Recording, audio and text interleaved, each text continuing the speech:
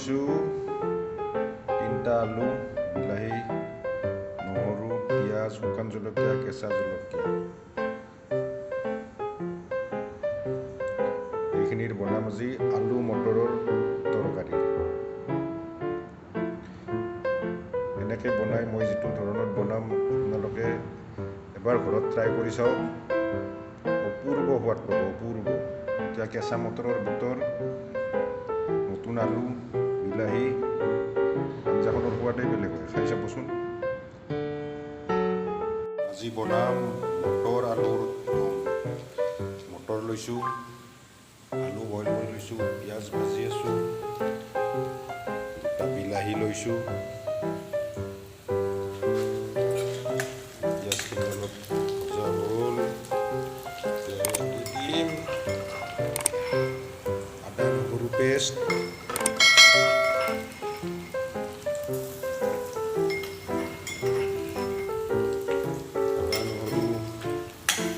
দি দিলোঁ।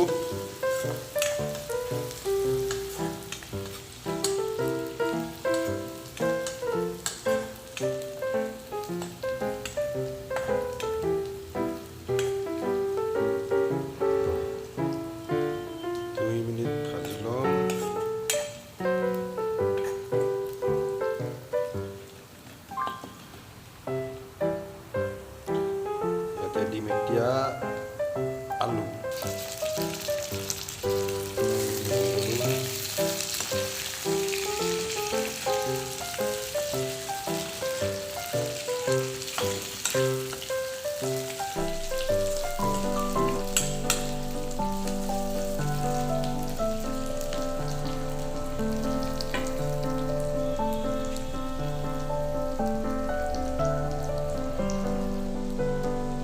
এড কৰিম ইয়াত মটৰ।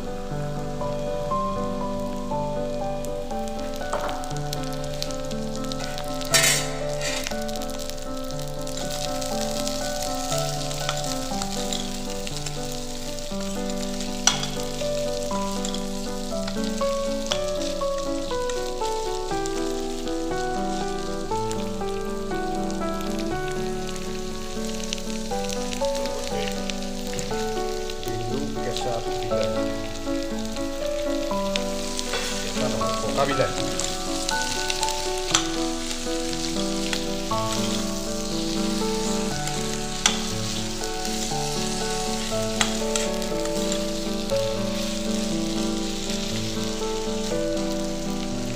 দিয়াই নাই।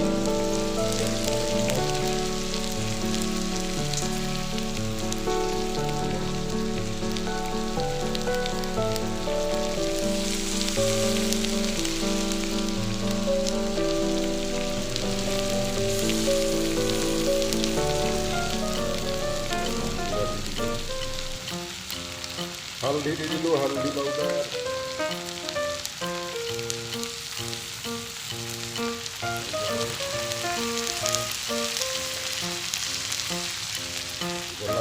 অলপমান তীখা লাল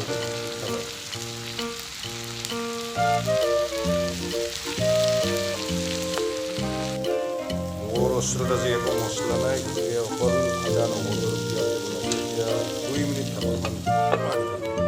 2 মিনিট পিছত চাই হৈ গ'ল। কি হ'ল চাওঁ।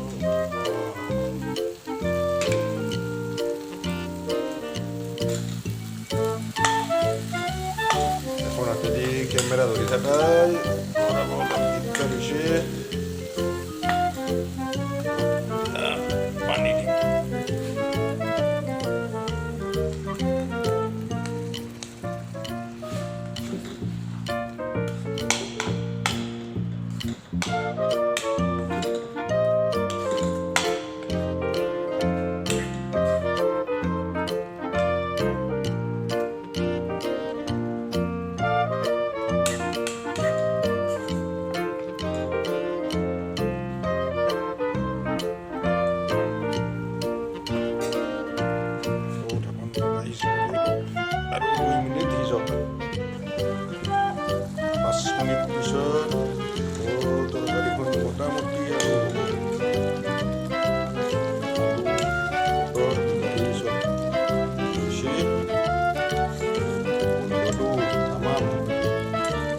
তামাম গন্ধ চাওকচোন কেনে হৈছে তামাম না তামাম তালে দিয়ক 2 মিনিট পিছত মোৰ মটৰ আলুৰ তৰকাৰী ৰেডি হৈ যাব এতিয়া মোৰ তৰকাৰী মোটামুটি ৰেডি এতিয়া ধনিয়াৰ পাতো নাই আজি দি দিম ধুনীয়াকৈ ফালি লোৱা জলকীয়া পকা জলকীয়া দুটা মই ইয়াতে দি দিম জলকীয়াৰ গোন্ধটো বঢ়িয়া ভাল লাগে এনেকৈ দি চাবচোন আঞ্জাখন নমৰ আগে আগে দুটা কেঁচা বা পকা জলকীয়া এনেকৈ ফালি দিব গোন্ধটো বহুত ধুনীয়া হয় চাই লওক হৈ গ'ল মোৰ মটৰ আলুৰ তৰকাৰী এনেকৈ বনাই একদিন খাব মোৰ ছিষ্টেমত মজা নাপালে মোক ক'ব চেনেলটো চাব ছাবস্ক্ৰাইব কৰি দিব লাইক কৰিব কমেণ্ট কৰিব ধন্যবাদ